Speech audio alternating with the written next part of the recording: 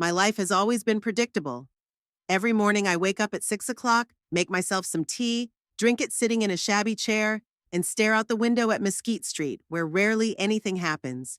It's become my ritual since Boyd died 4 years ago. I can't say I miss him much. 39 years of marriage has taught me a lot, mostly that you can't trust people, even the ones you share a bed with. My name is Evelyn Quincy.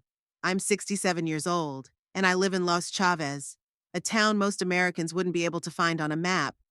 It's a place where everyone knows each other but prefers to keep their distance.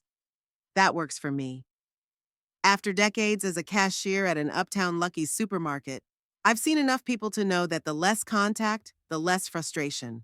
It's Monday bill paying day. I pull an old leather folder out of the dresser drawer where I keep all my financial documents.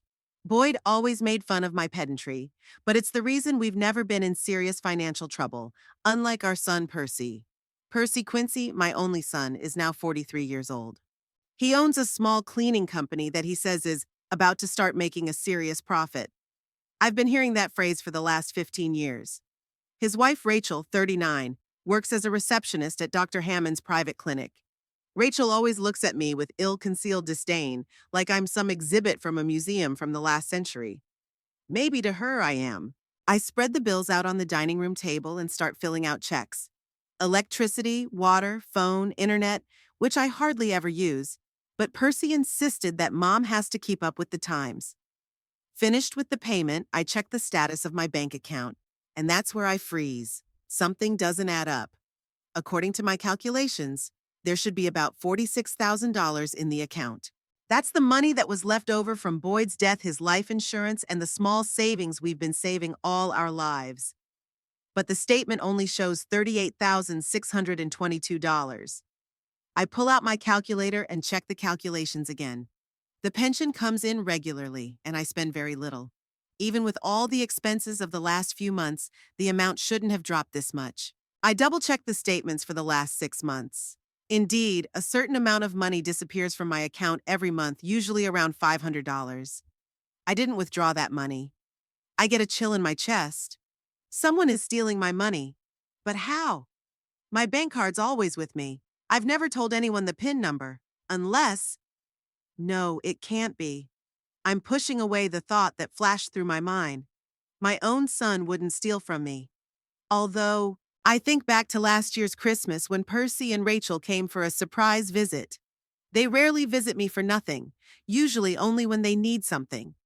That time Percy was unusually kind, helping me in the kitchen, asking about my health, even offering to drive me to the bank to help me figure out the new online banking system.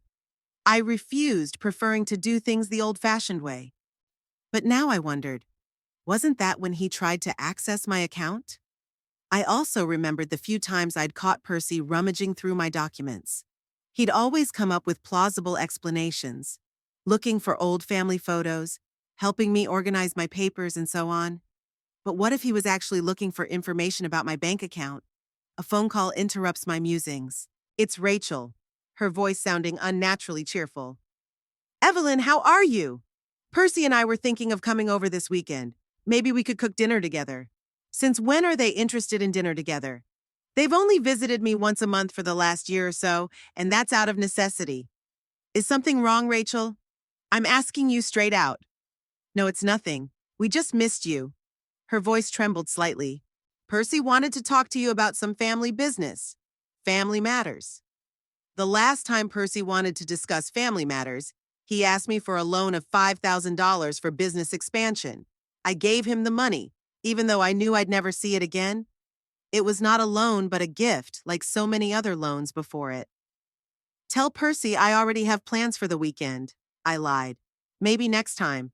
Hanging up the phone, I looked at my bank statements again. If Percy really had somehow gained access to my account, he was probably withdrawing money on a regular basis. But how do I prove it? And what would I do if it was confirmed? The thought that my own son might be stealing from me was painful but not so shocking. Percy had always been a difficult child. Even as a child, he preferred manipulation to straight talk. Boyd saw it as a sign of intelligence. I saw it as a red flag. Over time, Percy had learned to mask his true intentions under a layer of false concern, but a mother always sees through her child. Rachel came into his life 15 years ago. A beautiful, ambitious woman with cold eyes and perpetually tightly compressed lips. She never hid her frustration with Percy and his constant financial difficulties. Sometimes I thought she looked at me as if I were an ATM they had access to. I stood up and walked over to the window. It was starting to rain outside, a rare occurrence for our arid town. Droplets dripped down the glass, distorting the view of the empty street. How symbolic, I thought. Everything in my life now seemed distorted, unclear. What do I do? Go to the bank and report a possible fraud? But what if I'm wrong and it's some kind of technical error? What if I'm right and it really is Percy? Would I be able to sue my own son? Even after everything that had happened, that seemed too cruel a step. I decided to make sure of my suspicions first. Tomorrow, I'll go to the bank and ask for a full statement of all transactions for the last 6 months. I'll see exactly when the money was withdrawn, maybe even find out where the transactions took place. If it's Percy, I need to know for sure. I spent the rest of the day thinking about my life and how I was in a situation where my own son might be stealing from me. Boyd had always pampered him, giving him money at short notice, never demanding accountability. "He's our only son, Evie," Boyd said. "We have to help him." After Boyd died, Percy seemed to shift his expectations to me. But I'm not Boyd. I always saw our son using us. Percy was a kid who got everything he wanted. If we refused him anything, he'd throw such tantrums that it was easier to give in. Boyd called it temper, but I saw it as spoiled and selfish. Over the years, those traits didn't disappear. They just took on more subtle forms. Now, instead of tantrums, there was manipulation, promises that were never kept, and lies, skillful, elaborate lies. As a teenager, Percy began to steal petty theft, first from my wallet, then from my school lockers. Boyd always made excuses. All kids go through it. He's just testing boundaries. It's not serious. But I saw it was serious. I saw my son becoming a man who thought he could take other people's things without asking and without consequences. When Percy turned 18, he tried college but dropped out after a semester. "It wasn't for me," he said at the time. Then there were years of casual earnings, failed business ventures, and constant requests for financial aid. Boyd and I paid for his first car, his first apartment payment, covered his debts when he tried to open a video game store, and went broke 6 months later. I tried to be tougher, telling Boyd that we weren't helping our son, but making him dependent on us. But Boyd always relented, and eventually Percy knew he could come to us for money at any time. Rachel came into his life when he was 28. She worked at the same bar where Percy was moonlighting as a bartender. Beautiful, but with an inner hardness that showed in her gaze, in the line of her lips, in the way she held herself. Boyd disliked her immediately, which was unusual for him. He usually tried to see the best in people. "That woman is with him for the money," he told me after their first meeting, "but our son has no money." To which I replied, "He doesn't, but we do." And Boyd understood what I meant.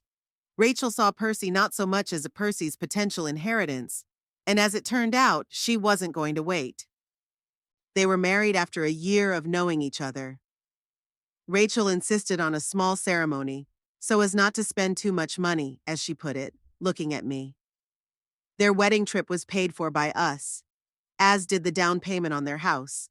So did a lot of other things. After the wedding, Percy decided to start his own business, a cleaning company. "It's a win-win," he convinced us. "Everyone needs cleaning, especially rich people who can pay for it." Boyd gave him startup capital $20,000. I was against it, but I didn't argue. It was Boyd's money, money he'd earned over the years working for a construction company. Percy's business was afloat, but barely. Every few months, there were unforeseen circumstances that required additional investments. Boyd kept giving money, I kept quiet, until a certain point. When Boyd was diagnosed with cancer, everything changed. The disease was progressing rapidly. The doctors gave him a year at most. In those months, Percy and Rachel became remarkably attentive. They came every week, bringing groceries, helping around the house. Rachel even learned how to make Boyd's favorite soup.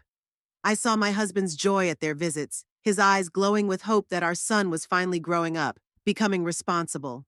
I saw something else. I saw how, after Boyd left for his room, Percy would start asking me about the insurance, about how the will was set up, about our savings. I'd answer evasively, and it made him angry.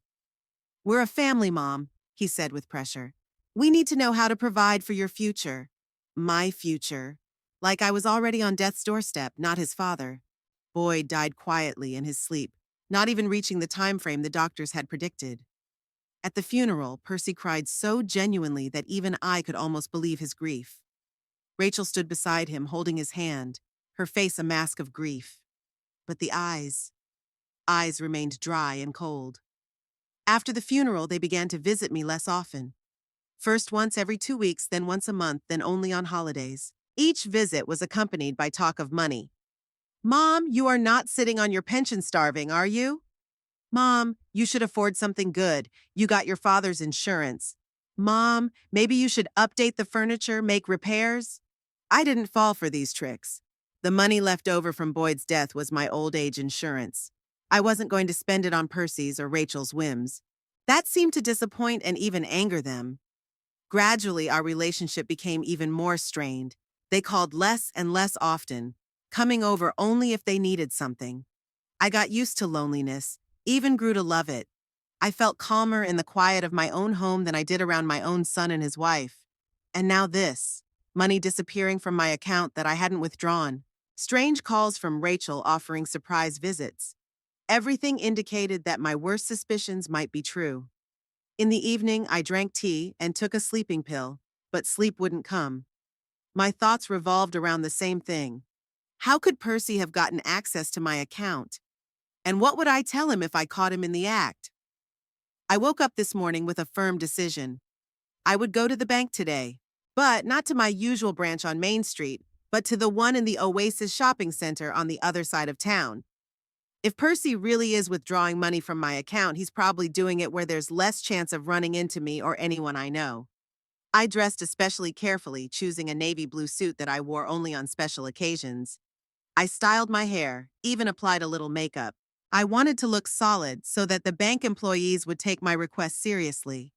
But most importantly, I wanted to feel strong, to wear armor that would protect me from possible pain if my suspicions were confirmed. The old sedan Boyd and I had bought 12 years ago didn't start right away. I'd never been a good driver, so I drove out of the garage slowly, as if I were deliberately delaying the inevitable. It took about 20 minutes to get to the Oasis shopping center, and I decided to use that time to gather my thoughts. Turning on the radio, I heard an old song Boyd liked to hum when he was tinkering in the garage. The simple melody suddenly stirred memories, and I found myself thinking about the past, about how Percy and I had come to this sad present. Percy was born when I was 24 years old. Young, inexperienced, I'd tried to be the perfect mother, read parenting books, followed doctor's advice, tried to give my child as much attention as I could. Boyd, on the other hand, thought that a boy should be raised without a lot of sugarcoating and often criticized me for being too soft, in his opinion. Maybe he was right. Perhaps I had spoiled my son too much as a child, giving him everything he wanted as long as he didn't throw tantrums. Percy's tantrums were spectacular. He could scream for hours. And once, when he was 7, he smashed all the plates in the kitchen cupboard because I wouldn't buy him a toy he saw in the store. Every year it got harder and harder. Percy was constantly getting into trouble at school, fighting with classmates, being rude to teachers, skipping classes. We were regularly called to the principal's office. Boyd usually yelled at his son, promised to punish him, but never carried out his threats. And I always made excuses for his behavior. He's just an active boy. Teachers pick on him. It's a transitional age. Stopping at a red traffic signal, I shook my head. Who was I kidding all these years? Percy had always been a complicated kid, but instead of helping him become a better person, Boyd and I had indulged his worst qualities. Me with my eternal willingness to protect, Boyd with his inconsistent discipline. By the time he was 16, Percy was experimenting with alcohol, and I suspected light drugs. His grades were so bad that college was out of the question. Boyd was truly angry then for the first time. "I didn't work my whole life to make my son a nobody," he yelled. He and Percy fought so badly that his son left home and didn't show up for 3 days. I was in a panic, calling all his friends, even wanted to go to the police. Boyd stopped me.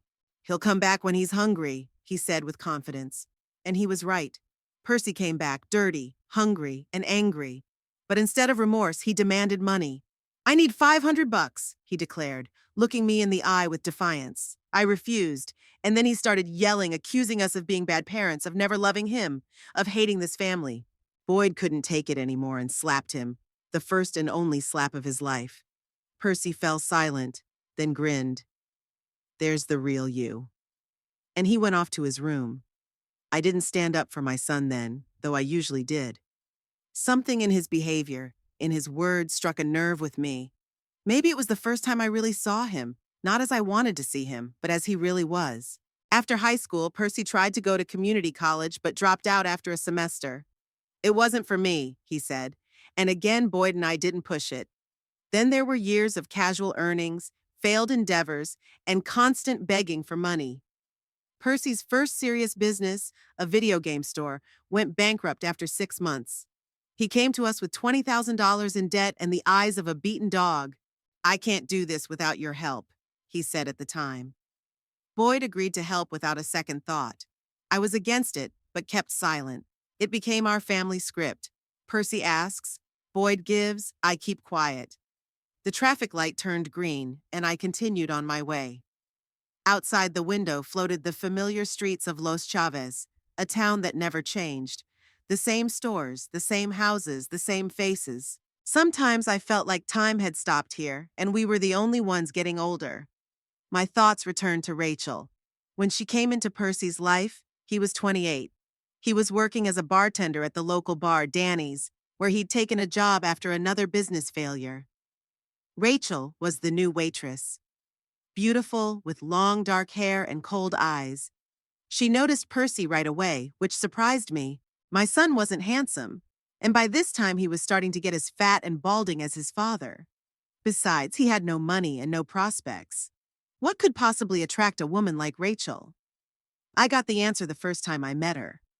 Rachel came over for dinner, brought a bottle of cheap wine and a cake from the supermarket. She charmed Boyd all evening, laughing at his jokes, asking about his work, admiring the house. She almost ignored me.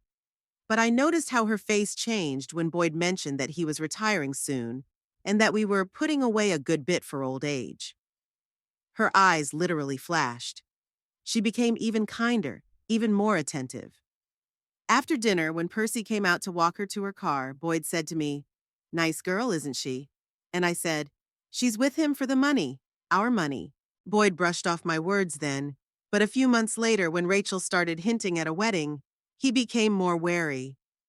"Maybe you were right," he said one day after their visit. By then, Percy had moved in with Rachel in her rented apartment and stopped working at the bar, explaining that he was looking for something better. They were married a year after they met. A modest ceremony at City Hall, a modest reception at a local restaurant, all on our dime, of course. The wedding trip to Florida was also a gift from us. Boyd told me then, "Let this be the last thing we give them. It's time for them to get on their own 2 feet." But of course, it wasn't the last. Soon Percy came up with the idea of a cleaning company. "It's a win-win," he said. "Everyone needs cleaning, especially in our dusty little town. The initial investment is minimal and the potential is huge."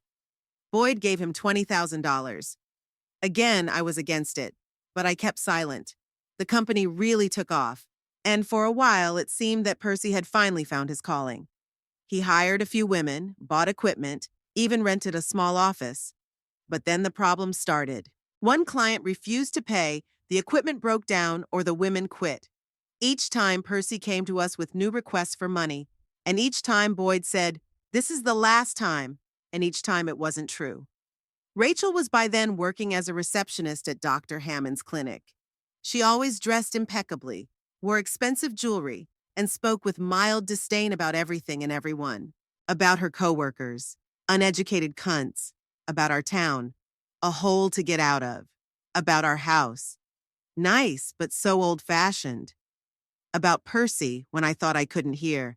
If you just follow through once? I didn't understand why she was staying with him. If money was her goal, then Percy had clearly disappointed her. Perhaps she was still hoping for our inheritance? Or was she simply afraid of change? Or was her coldness masking her real feelings? I didn't know, and frankly, I didn't care. The important thing was that their marriage seemed stable, and at least Percy wasn't living off our backs. But then Boyd was diagnosed with cancer. It was like a thunderclap. My tough, strong husband was suddenly a pale shadow of his old self. The doctors gave him a year at the most. It was during those terrible days that I first saw Percy and Rachel become truly attentive. They came every week, bringing groceries, helping around the house. Rachel even learned to make Boyd's favorite bean and ham soup. Boyd was touched by their attention. "See," he told me, "our boy has grown up. Now I can leave in peace." I nodded and smiled, but something inside clenched with anxiety, because I saw something Boyd hadn't seen in his gratitude. Saw how, after Boyd left for the bedroom to rest, Percy would start asking me about the insurance, about the will, about our savings. "We have to be prepared for anything, Mom," he'd say with feigned concern. "We need to know how to secure your future." I answered evasively, and that made him angry. One day, when I once again avoided a direct answer, he grabbed my arm so hard it bruised. "Don't you trust your own son?" he hissed. I looked him in the eye and replied, "No." He let go of my hand and never brought it up in front of me again. But I saw him and Rachel whispering, casting glances at me. Boyd died quietly, in his sleep, not even living up to the time the doctors had predicted. At the funeral, Percy cried so genuinely that I almost believed his grief. Rachel held his hand, her face a mask of grief. But the eyes remained dry and cold. After the funeral, they began to visit me less often. First once every 2 weeks, then once a month, then only on holidays. Each visit was accompanied by talk of money. "Mom, you are not sitting on your pension starving, are you? Mom, you should afford something good. You got your father's insurance. Mom, maybe you should update the furniture, make repairs." I didn't fall for these tricks. The money left over from Boyd's death was my old age insurance. I wasn't going to spend it on Percy's or Rachel's whims. That seemed to disappoint and even anger them. One day, Percy came in alone, without Rachel. He looked exhausted and nervous. "Mom, I need your help," he said without looking me in the eye. "The company is in trouble. I could lose everything." I asked how much he needed. 10,000. He answered so quietly I could barely hear. $10,000. It was almost a quarter of the money left over from Boyd's death. I hesitated. On the one hand, this was my son, and he seemed genuinely desperate. On the other hand, I'd given him money so many times before, and nothing had changed. "I'll think about it," I said then. Percy nodded and left without even finishing the tea I'd poured for him. The next day, Rachel called. Her voice was honeyed. "Evelyn, you have no idea how worried Percy is about the company. I fear for his health. He hardly sleeps, he doesn't eat. Please help him." I agreed to give them 5,000, but not 10,000. Percy came to pick up the check the same day. He was unaccustomedly quiet, even thanking me, something he'd almost never done before. "I'll pay you back, I promise," he said, stashing the check in his pocket. We both knew it was a lie. After that incident, they started visiting me more often. They called, invited me to dinner, inquired about my health. I knew they were hoping for new financial help, but part of me was still glad for their attention. Silly, I guess. The Oasis shopping center already showed up in the distance. I turned into the parking lot, thinking about what I would do if my suspicions were confirmed. If I discovered that Percy had indeed somehow gained access to my account and was stealing my money. Part of me wanted to just forget about it, pretend I hadn't noticed. After all, it's just money. And he's my son, my flesh and blood. But the other part, the part that had grown stronger over the years, demanded justice. Why should I let him steal from me? Why should I be the eternal victim? I parked the car and sat for a moment, collecting my thoughts. If Percy really is stealing my money, then he's found a way to access my account. Probably forged documents or somehow found out my passwords. That's not just stealing. That's betrayal on the deepest level. And what would I tell him if I caught him red-handed? What would I do? Report my own son to the police? I couldn't bear the thought, but I couldn't let him keep stealing. It had to stop. I decided that I would first get a full report of all the transactions in my account over the last 6 months. I'd see exactly when the money was withdrawn, maybe even find out where the transactions took place. If it's Percy, I need to know for sure. And then I'll decide what to do next. With that thought, I got out of the car and headed for the entrance to the mall. The bank was on the first floor, next to a large supermarket. My heart was pounding in my chest and my palms became moist. I felt like both an old and helpless woman and a determined detective on the trail of a criminal. And that criminal could turn out to be my own son.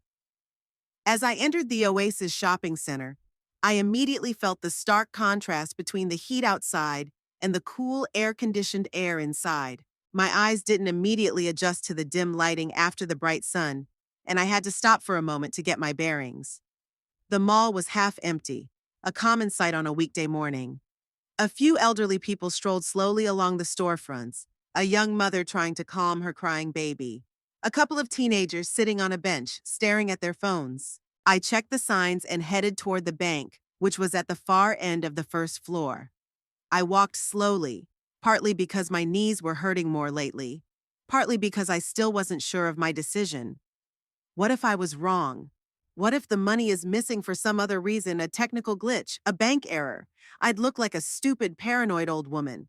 But on the other hand, what if I'm right? What if my own son is really stealing from me? What would I do then? Report him to the police? Confront him directly? Or would I just pretend I hadn't noticed, as I've always done, preferring peace in the family to justice? I stopped in front of a jewelry store window, staring at my reflection in the glass. The woman who stared back at me looked older than I felt. Gray hair, neatly arranged in a conservative style, wrinkles around her eyes and mouth, and slightly hunched shoulders. When did I get so old? When did I turn into this insecure, frightened woman? I saw movement in the reflection behind me, someone walking quickly past me, and for a second I thought it was Percy. I turned around sharply, but all I saw was the back of a man who was already disappearing around the corner.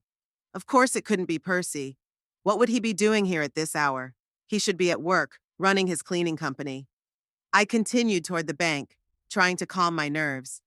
In the many years I'd lived with Boyd, I'd learned to hide my emotions. My husband didn't tolerate female tantrums, as he called it. "Get a grip, Evie," he would say whenever I began to express my displeasure or frustration. Over time, I learned to lock my feelings deep inside, showing the world only a calm, unperturbed face. That habit stayed with me even after Boyd died. The bank branch was bigger than the one I usually used. It was modern, with brightly colored posters advertising loans and investment opportunities, with several ATMs at the entrance and a receptionist desk where a young woman with a perfect smile greeted customers. "Good morning, how can I help you?" she asked as I approached. "I'd like to talk to someone about my bill," I replied, trying to keep my voice confident. "Of course," she smiled even wider. "May I have your name, please?" "Evelyn Quincy." She typed something quickly on the computer, then nodded. "Thank you, Mrs. Quincy. Please take a seat over there." She pointed to a row of chairs against the wall. "I'll see who can talk to you." I headed toward the designated seat, but no sooner had I reached it than my gaze fell on the area of ATMs in the corner of the room. And there, standing right in front of me, was Percy. Next to him, Rachel was shuffling nervously from foot to foot, looking around. I froze in place, unable to believe my eyes. They were here. At the same time I was. At the ATM, my son and his wife, who were supposed to be at work at this hour. Rachel was saying something quietly to Percy, her face expressing concern. Percy looked focused. He had inserted his card into the ATM and was typing something on the keypad. My card? My PIN number? How could he possibly know? And then I remembered. A couple months ago, I lost my wallet. I looked for it everywhere. I was sure I'd left it at the supermarket. But the next day, Percy brought it to me, saying he'd found it in the driveway of my house. "You must have dropped it when you got out of the car," he said then. I was so grateful that I hadn't noticed his odd behavior, his avoidant look. Now it all came to a head. He hadn't found my wallet, he'd stolen it, copied my card, or did something else to gain access to my account. And then planted the wallet back so I wouldn't suspect a thing. A wave of anger rose in me, so strong that my eyes darkened for a moment. How could he? How could my own son do this to me? I took a deep breath, trying to calm myself down. Now was not the time for emotion. Now was the time for action. I had to catch them red-handed, see what they would say, what excuses they would make. With a determined stride, I made my way to the ATMs. Percy was just picking up the money, a wad of bills he was hastily trying to stuff into his pocket. Rachel kept glancing around nervously and was the first to notice me. Her eyes widened with horror, and she yanked Percy sharply by the sleeve. "Percy!" she whispered so loudly that I could hear her even from a few feet away. Percy turned around and froze when he saw me. His face was pale, his hand halfway to his pocket with the money. "Mom?" His voice shook. "What are you doing here?" I stepped closer, looking straight into his eyes. Despite my age and small stature, I felt strong in that moment. Stronger than I'd ever been. "Same as you, Percy.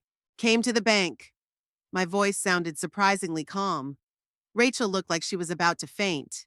Percy tried to put on a casual smile, but it was unconvincing. "I was just withdrawing some cash," he said, avoiding my gaze. "From my account," he said, avoiding my gaze. They both froze, not knowing what to say. Their eyes read fear, panic, and guilt. Guilt. They had been caught red-handed, and they both knew it. "Mom, I can explain," Percy began, his voice sounding pathetic. "We were in financial trouble, and I was going to pay back every last dime." "Evelyn," Rachel intervened, her voice sweet, conciliatory. "We just wanted to borrow a little. The company is going through a rough time, but things will get better soon and we'll—" I held up my hand, stopping this stream of lies. How many times had I heard those promises? How many times had I believed them? But not today. Today would be different. I looked around. We were standing in the corner of the bank, and thankfully no one was paying attention to us. The employees were busy with other customers, and a few people at other ATMs were absorbed in their own business. "How much have you taken out so far?" I asked quietly but firmly. Percy and Rachel looked at each other. It was obvious that they were mentally calculating, deciding whether to tell the truth or lie. "About 7,000, Percy finally admitted. "But Mother, I swear, we were going to pay it back."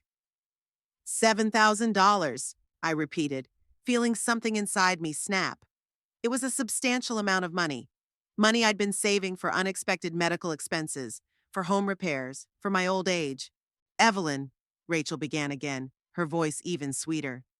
"You realize we would never have done this if it weren't absolutely necessary. Percy's business is in trouble. We can't afford to pay the mortgage on the house." "The loan on the house," I said again, "which I helped you buy, that I put a down payment on." "That was a long time ago," Rachel said quickly, her face slightly red, "and we're very grateful for that. But we're in a really tough situation right now." I looked at both of them, these two people who were supposed to be my family, my support in my old age. Instead, they stole from me, cheated me, used me, and then it hit me. The solution came suddenly, like a flash of light in the darkness. I knew what to do. I knew how to make them stop. "Don't worry," I said calmly, so calmly that they both froze, not realizing what was happening. "You can have all the money. Just be aware that this account was laundering drug money. I was your father's courier for 20 years. The bank is already under surveillance and all transactions are recorded. Now it's your problem." I didn't plan on saying that. The words fell from my lips, born of years of resentment and frustration. Years of letting Percy and Boyd make decisions for me. Years of keeping quiet to keep the peace. The effect was immediate and overwhelming. Percy turned even paler, if that was even possible. His mouth opened, but no sound came out of it. Rachel made a strange sound, something between a sob and a strangled scream. "What? What did you say?" Percy finally forced himself out. "You heard me," I said, not looking away. "Your father wasn't just a construction worker. This was his cover. He was actually a drug dealer. And I was helping him, a courier. That money," I nodded at the wad of bills in his hand, "is dirty. And now that you've taken it out, you're an accessory." "You're lying," Rachel whispered, but there was horror in her eyes. "It's impossible." "Why not?" I asked with a slight smile. "Because I've always been the quiet, obedient Evelyn. A woman who never crossed her husband, always did what was expected of her. People like that often hide their darkest secrets. Percy looked at me as if he were seeing me for the first time. Perhaps he was. Perhaps he had never really seen me, never really understood me as a person with thoughts, feelings, desires. To him, I was always just mom, a source of money, support, unconditional love. But, Dad, he stammered, unable to continue. Your father was not the man you knew, I said firmly. He was a good actor. All those business trips, all that overtime. He was running his real business. I knew from the beginning, but what could I do? I was a young woman with a baby in my arms. And then I became part of it. I talked, and part of me marveled at my own ingenuity. Where did this story come from? Why did it sound so compelling? Maybe somewhere deep inside, I'd always suspected Boyd's life had secrets. He did go on business trips often, coming back late, sometimes with unexpected sums of money, which he explained as lucky breaks. No. Percy shook his head, but I could see the doubt in his eyes. No, I would have known. I would have noticed. You've never noticed anything but your own desires, I said bitterly. You didn't see the way your father changed when he thought no one was looking. You didn't hear the quiet phone conversations in the middle of the night. You didn't see the people who sometimes came over when you were at school or out with friends. Rachel seemed to be coming to her senses after the initial shock. Her eyes narrowed and she looked at me carefully, as if trying to determine if I was telling the truth. If it is true, she said slowly, why didn't you tell us before? Why would I? I shrugged. Boyd was dead. It was over. I thought I could just live comfortably on the money. But then the bank started asking questions. Turns out one of Boyd's former partners got caught, and he started talking. Names, dates, amounts. The feds were looking at everyone connected to him, including Boyd, which means me. What now? Percy asked, his voice shaking. Now it's your problem, I answered simply. You've withdrawn money from that account. Your names are in the system now. If there's an investigation, you'll have to explain how you got the money. But we didn't know, Rachel exclaimed, her voice rising an octave. You thought you were stealing from an old woman, your mother and mother-in-law, I finished for her. I'm not sure that's any better in the eyes of the law. Percy looked like he was about to fall.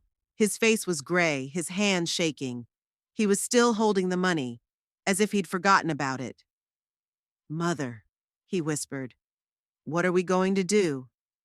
For the first time in years, he looked at me the way he'd looked at me when he was a child, when he was scared or hurt. Like someone who could fix everything, make everything better. But this time, I wasn't going to save him. I don't know, Percy, I said coldly. It's your choice. You can put the money back in the account right now, and maybe no one will notice. Or you can keep it and hope you get lucky. It's up to you. Rachel grabbed Percy's arm. Give the money back, she hissed. Now! Percy looked confused but obediently turned toward the ATM. His hands were shaking so badly that he'd gotten the PIN number wrong twice. I watched them, feeling strangely calm. What I had done was cruel. I'd lied to them, scared them half to death. But didn't they deserve it? Didn't they betray me first? It's done, Percy said, turning to me. His face was still pale, but there was something new in his eyes, fear mixed with respect. Yeah, I'm sorry, Mother. Me too, Percy, I said, and it was true. I was sorry it had come to this.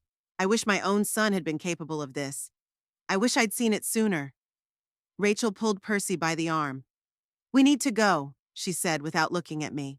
We need to talk about all this. Percy nodded, but he didn't move. He looked at me, and there were so many questions in his gaze, so much misunderstanding.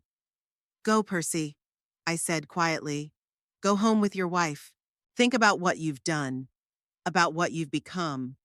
He opened his mouth as if he wanted to say something, but then he closed it and just nodded. Rachel practically dragged him out of the bank without looking back. I was left standing at the ATM, feeling the adrenaline slowly leaving my body, leaving behind fatigue and a strange, bitter satisfaction. I had lied. I manipulated. I had scared them to death, and I didn't feel an ounce of remorse. When I got home from my visit to the bank, my hands were still shaking, not from fear, but from the adrenaline rush. I never thought I was capable of such a cold-blooded, convincing lie. Where did this drug story come from? Boyd, my simple, predictable husband, a drug dealer? It was so absurd, it was almost plausible. I made myself some tea and sat in my favorite chair by the window, trying to make sense of what had happened. Part of me was pleased at the pale looks on Percy and Rachel's faces when they realized they'd been caught red-handed. The other part of me felt a slight prick of conscience that I'd lied, and I'd lied badly. But didn't they deserve it? Weren't they the first ones to cross the line by stealing from me? My phone rang as I was finishing my second cup of tea. Percy's name popped up on the screen. I hesitated before answering it. What would I tell him? Confess that I'd made the whole thing up? Or continue this strange, dangerous game? Hello, I said finally, trying to keep my voice neutral. Mom, we need to talk. Percy's voice sounded tense, almost on the verge of panic. Rachel and I would be right over. He hung up before I could answer. I put the phone away, feeling a strange calm building up inside me. They were on their way here, so my lie had worked even more than I'd expected. I decided not to prepare, not to think about what I was going to say. Let things take their course. After all, I hadn't planned the story at the bank. It was just born in a moment of desperation and anger. Perhaps the same thing would happen now. Less than 20 minutes had passed when I heard a car pull up. Doors slammed, hurried footsteps on the driveway. Then the bell rang, not a short one as Percy usually did, but a long, insistent one. I didn't hurry to open the door, giving them time to get nervous a little longer. Finally, when I got to the door, I took a deep breath and opened it. Percy and Rachel stood on the threshold, both looking like they hadn't slept in days. Percy's face was gray, dark circles under his eyes. Rachel, usually so well-groomed and put together, was wearing no makeup, her hair carelessly pinned up in a ponytail. Come in, I said quietly, stepping aside. They made their way into the living room but didn't sit down, even though I pointed to the couch. They both stood in the middle of the room, looking out of place and uncomfortable in this familiar space they'd been in hundreds of times. Mom, Percy began, his voice trembling, we need to have a serious talk about what you said at the bank. About what exactly? I asked, sitting down in my chair. About you stealing my money or about where the money came from? Percy and Rachel looked at each other. There was a mixture of fear and confusion in their looks. About everything, Percy answered. Mother, what you said? Is it true? Dad really was... He stammered, unable to say the word. A drug dealer. I finished it for him. What do you think? Rachel finally sat down on the edge of the couch, her knees shaking visibly. Evelyn, she said, trying to speak calmly, but her voice trailed off. We realize what we did was terrible. What we did. It's unforgivable. But please tell us the truth. We need to know what we've gotten ourselves into. I looked at both of them, these frightened men who just yesterday were stealing from me in such cold blood. How quickly the roles changed. Now they were victims, and I held their fate in my hands. The truth? I asked again. Are you sure you want to know? Yes, Percy said firmly, looking me straight in the eye for the first time in the whole conversation. Even if it's terrible, we have to know. I sighed and leaned back in my chair. Continue the lie or come clean? What would do more good? What would protect me better in the future? All right, I said at last. I'll tell you the truth, the whole truth from the beginning. They both leaned forward, ready to hear my confession. When I met your father, I began, deciding to continue my story. He was already involved in this activity. He called it a side business. I was young, naive, in love. Believed him when he said it was temporary, that once we got back on our feet, he'd quit. Percy sank slowly onto the couch next to Rachel, his face expressing utter shock. But he didn't, I continued. On the contrary, it only deepened over time. The clients got bigger, the sums grew.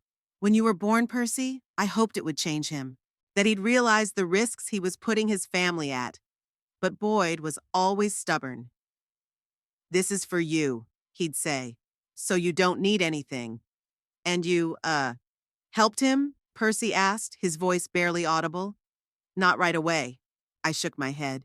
At first, I just closed my eyes. I didn't ask questions when he came back late at night with wads of cash. Didn't ask why a man with a high school education working construction could afford a new car every 3 years. But then, Then he asked me to help. Just take the package to this address, he said. Just hand that money to this person. Little errands that got bigger and more dangerous over time. Rachel listened with her mouth open.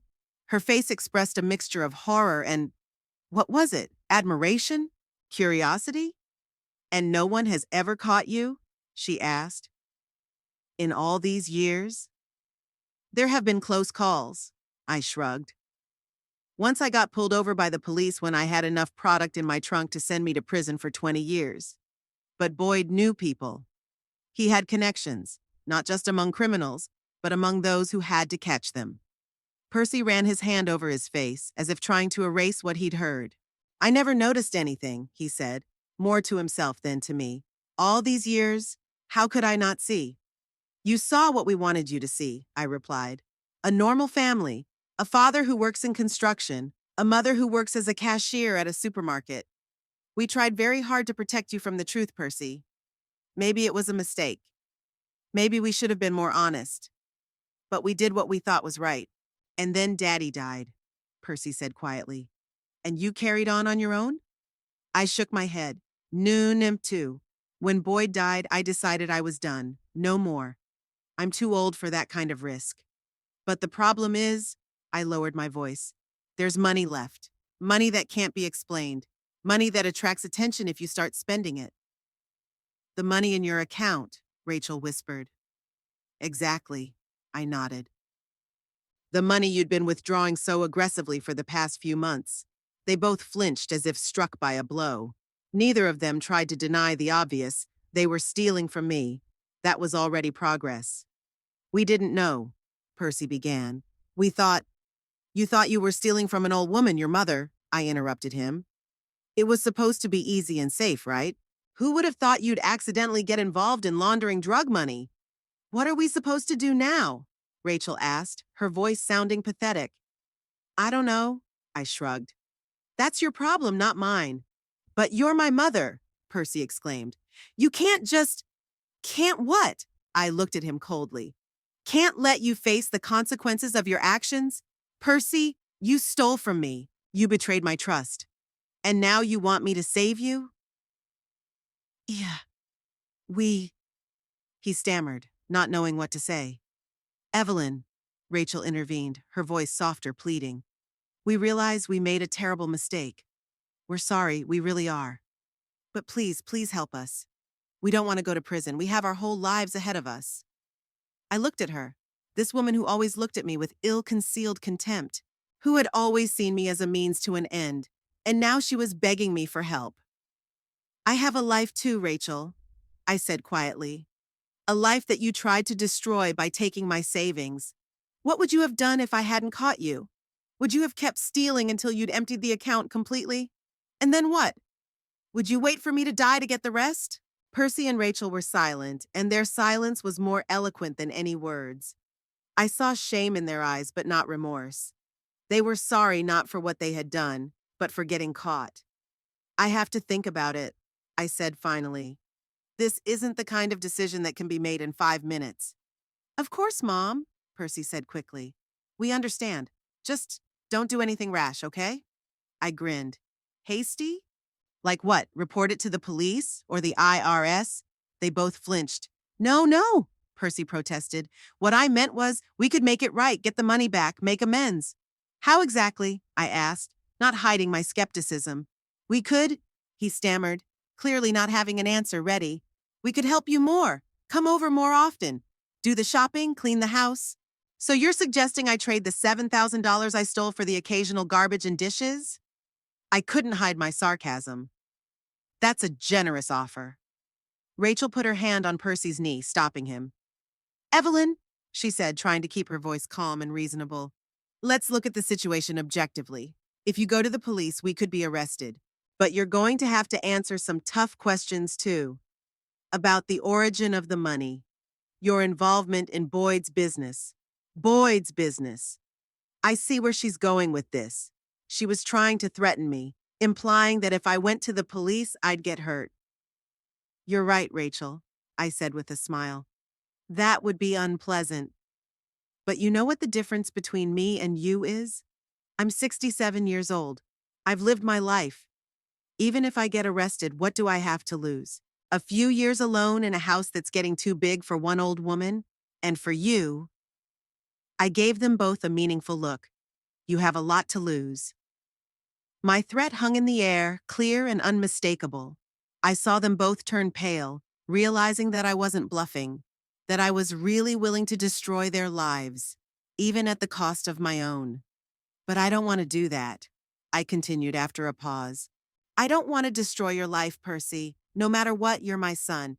And I want to believe that somewhere deep down inside, you're still the boy I loved unconditionally. Percy's eyes filled with tears. For the first time in years, I saw real, unpretending emotion in them.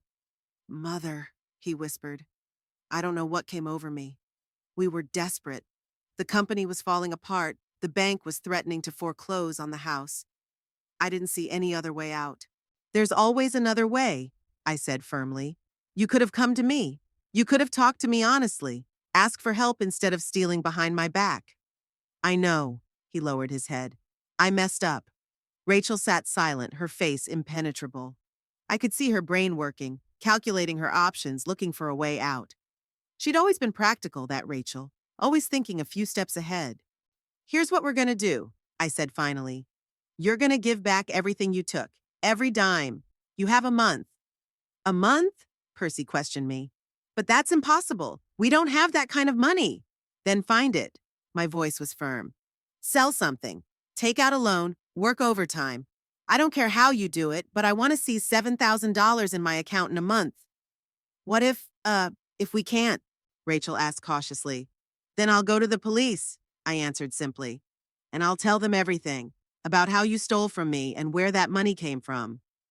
But that would set you up too, Percy exclaimed. Yes, I agreed. But as I said, I have nothing to lose. Do you? They looked at each other, realizing that they had no choice, that I'd backed them into a corner the way they'd tried to back me. We'll get the money back, Percy said firmly. I swear to you, Mom, we'll make it right. I'm glad to hear that, I nodded. One more thing. I'm changing PIN codes, passwords, everything. And if I notice $1 missing from my account without my knowledge, I won't wait a month. I'm going straight to the police. We understand, Rachel said quickly. Nothing like this will ever happen again. We promise. I looked at the two of them. These frightened, pathetic people who yesterday had thought they could steal from me with impunity. How quickly roles change, how quickly the strong become weak and the weak become strong. Then we're agreed, I said, standing up. Now, if you don't mind, I'm tired. It had been a long, emotional day.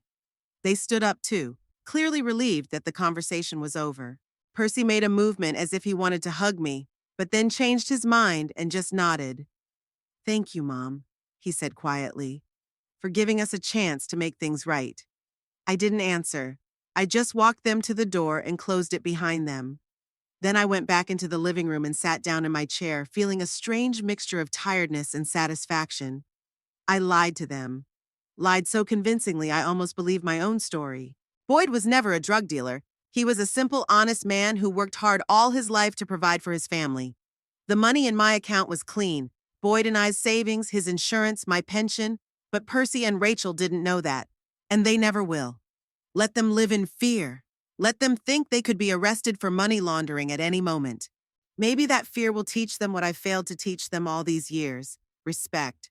Respect for me, for my life, for my decisions. I didn't feel guilty about my lies. After all, they were the first to cross the line by stealing from me. I was just defending myself the only way I could, with intelligence and ingenuity. And if that meant turning Boyd into a drug dealer and myself into his accomplice, well, so be it. After all, it was a small price to pay for my safety and peace of mind.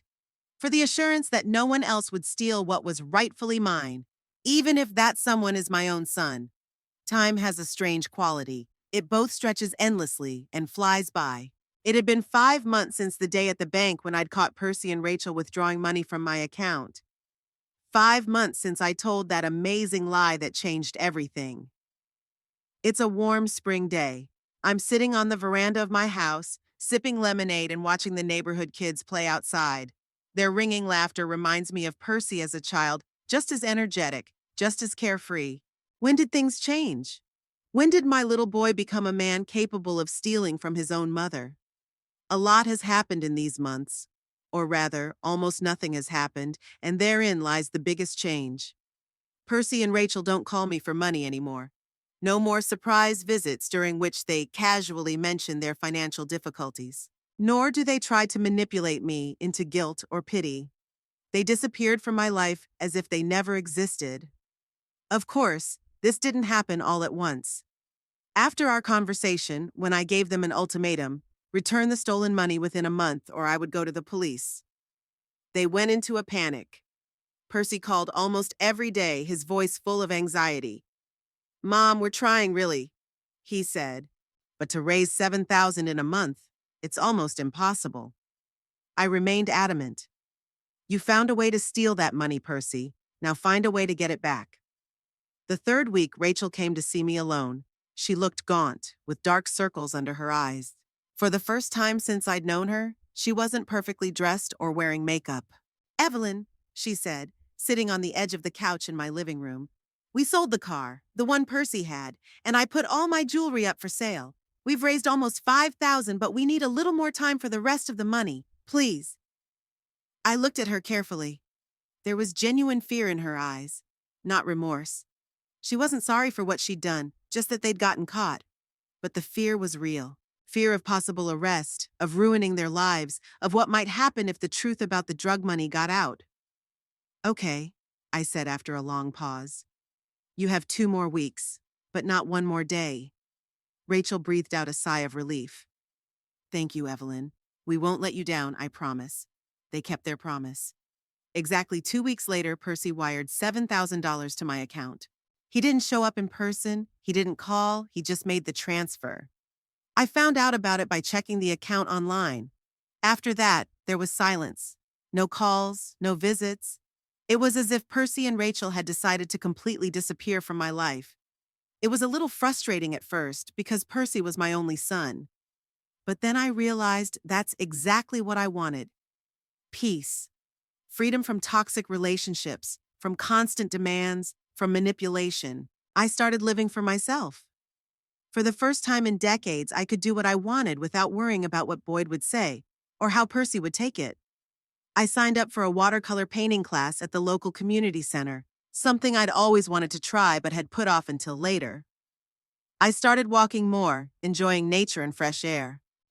I made new friends among my neighbors, similarly elderly people who appreciated the simple pleasures of life.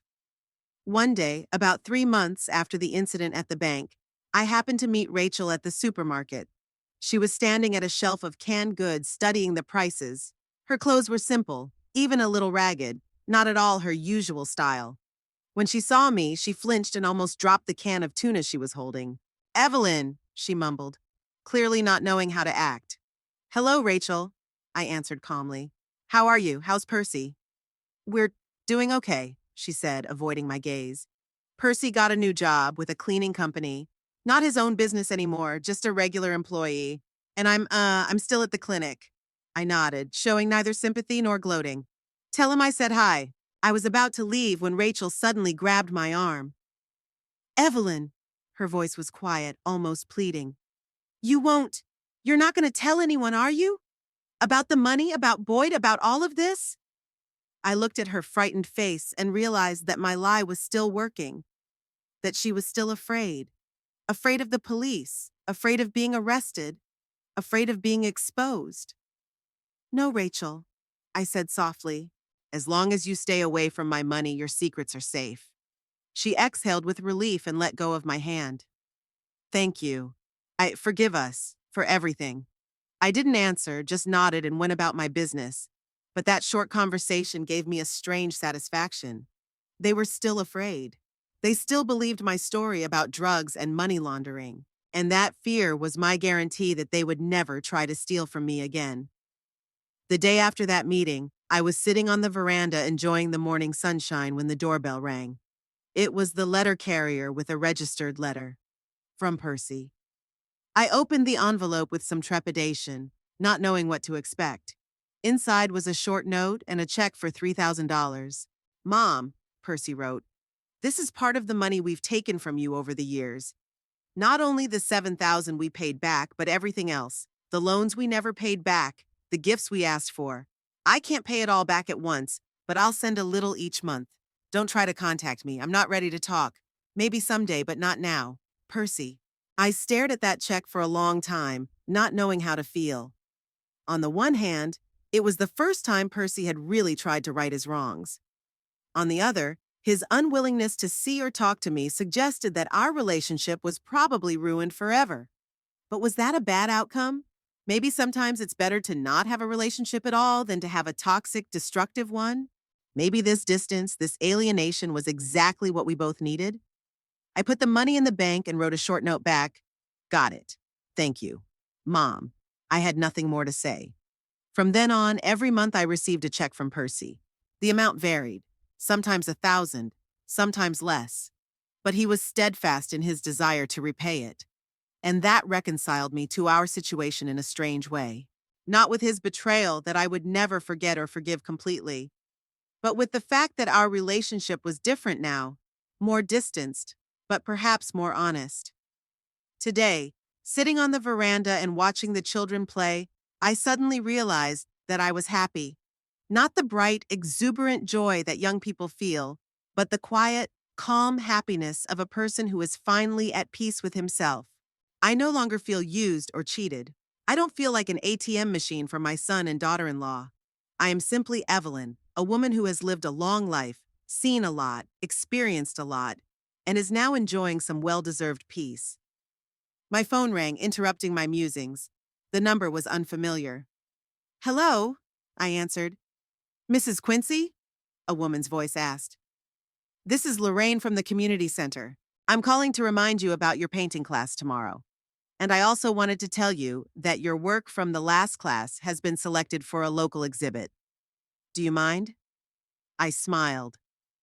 My watercolor, A Simple Landscape with a View of the Los Chavez Mountains, has been chosen for the exhibit. Who would have thought it? No, I don't mind, I replied.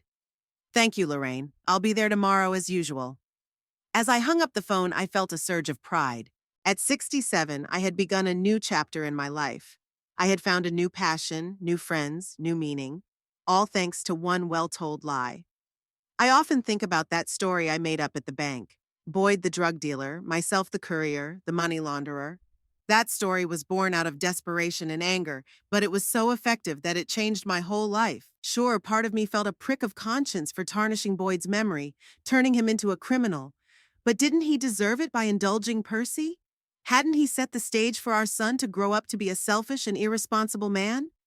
And part of me felt guilty that I may have destroyed my relationship with my son with these lies. But weren't they already ruined? Is a relationship based on use and manipulation worth preserving? No, I don't regret my decision.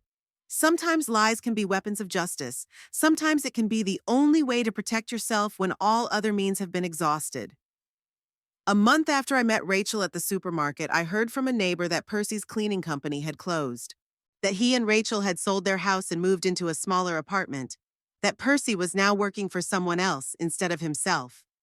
That should have made me sympathetic, or at least pity. After all, he is my son, but all I felt was relief. Relief that they could no longer demand money from me for their business or their house, that they were finally facing reality and starting to live within their means. And maybe that was my real revenge. Not that I scared them with the drug story, but that I forced them to live honestly, without the financial support they'd always counted on, without the loans that were never paid back, without gifts that were actually extortion. I forced them to grow up, and maybe that was the best thing I could have done for them. The sun began to set, coloring the sky in shades of pink and gold. The children were gone from the street, replaced by evening passers-by. Couples walking their dogs, elderly people enjoying the cool after a hot day. I finished my lemonade and decided it was time to get ready for dinner. Tonight, I had invited two new friends from the painting group, Martha and Eleanor. We were going to discuss the upcoming exhibition and share ideas for new works. I'd never invited guests before, except for Percy and Rachel. Boyd didn't like strangers in the house, and after he died, I just got used to being alone. But that's all changed now. I've changed. I've become a woman who isn't afraid to say no, who doesn't let others take advantage of her, who values her independence and freedom above false familial well being. Sometimes I think I should have done it sooner, to stand up for myself, to refuse to be a victim, to find the strength to change the situation. But, as the saying goes, better late than never. And at 67, I finally started living for myself. I don't know what's next for Percy and Rachel. Maybe someday they'll realize that my story was a lie. Maybe Percy will find the strength to come and talk to me honestly, without pretense or manipulation. Maybe we can build a new relationship, not as close as the usual mother-son relationship, but healthier than what we had before. But even if that doesn't happen, I'm okay. I've learned to live without them and that life has been better than I could have imagined.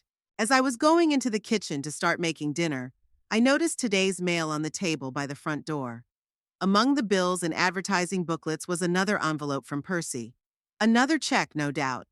I opened it and found not only a check for $2,000, but also a short note. Mom, I've been thinking a lot lately. Maybe we should talk. If you agree, give me a call. Percy. I stared at that note for a long time, not knowing how to feel.